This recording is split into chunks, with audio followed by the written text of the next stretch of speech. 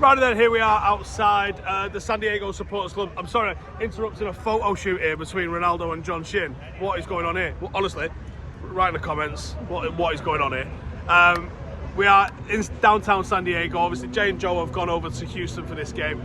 We've been here. We are at the Liberty Call Distillery, which is the home of the Hells Angels, by the sounds of things.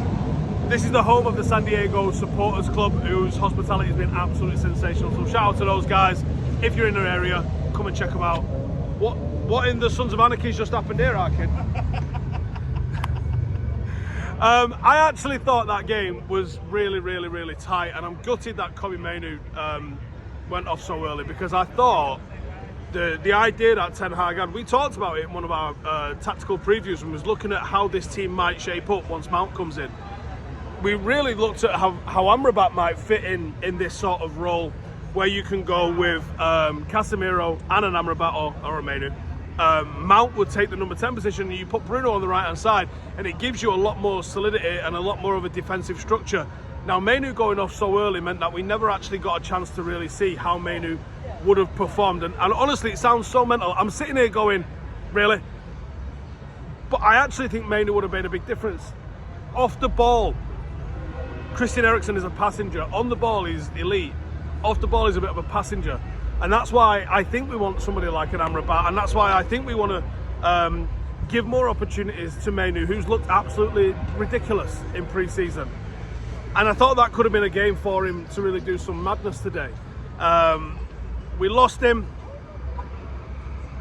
and I wouldn't have said necessarily we lost that midfield battle, but we lost that youthful athleticism on the transition. And Real Madrid have perfected the art of the counter-attack. They've obviously got sensational players who can hurt you on the counter-attack, but we dealt with them quite well.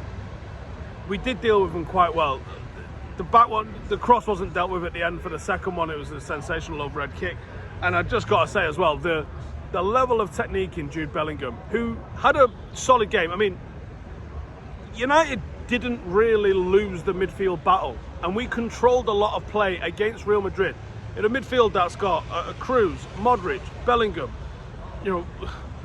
Camavinga, Chouameni. Like, it is an all-star midfield. It's arguably one of the, if not the best midfield in world football. And Manchester United went out there and played our game, but we didn't have the focal point in the team where you could then start to establish yourself on the edge of the box and look for penetration around that. United lack and need a striker so fucking badly. I think if we'd have had that, we might have been able to put Real Madrid away. We had chances, we had penetration, we had opportunity, but we had nothing. It was great until the final third. A little bit like what the academy had last night, where it was really good, but nothing in the final third. Obvious need for a striker in the first team, but I thought the defence coped really well, and obviously shout out to Wan-Bissaka, because what is going on with him? He looks like a different player. He's gone on and done the one-to-ones, and he looks sharp, he looks electric, he's confident, he's taking it on 1 and 2 touch. Different player. I genuinely thought he was finished when Ten Hag was coming in, thinking, nah, he's going to look at Delo, he's going to like the way Delo plays, and that's that. I think Wan-Bissaka's first choice. I think he's made him first choice. And Jude Bellingham for the goal.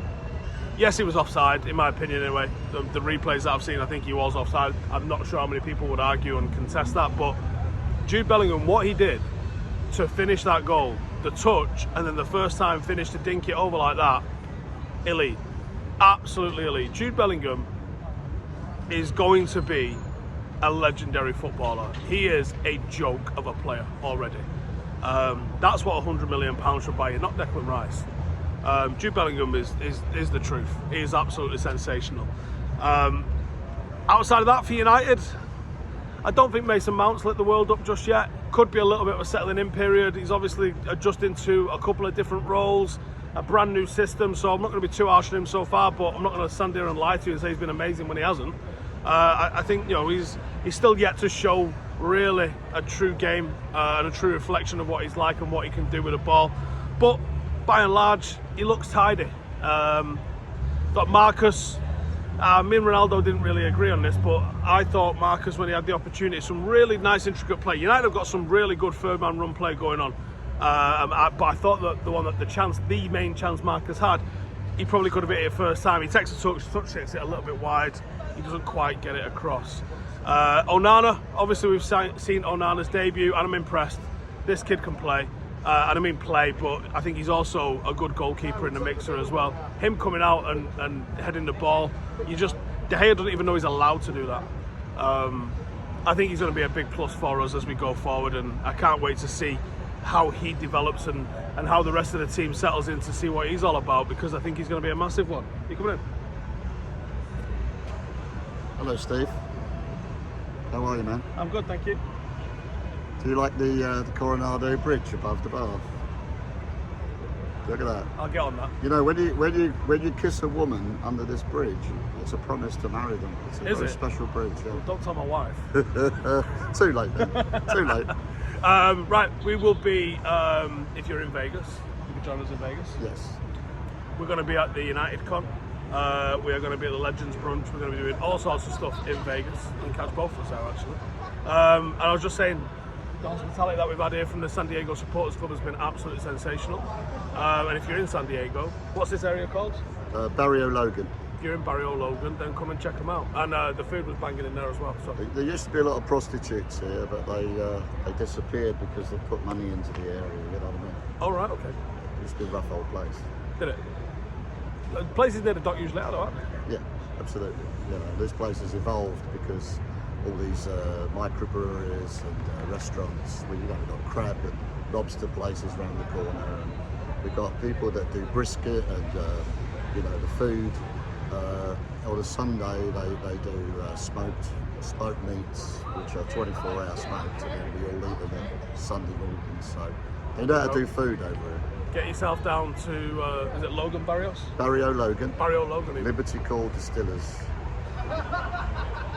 Righty, that's what I think about the game, at least anyway. Let me know your thoughts in the comments below, and if you're going to be in Vegas for the Borussia Dortmund game, we will see you there. See you in a bit. Ciao.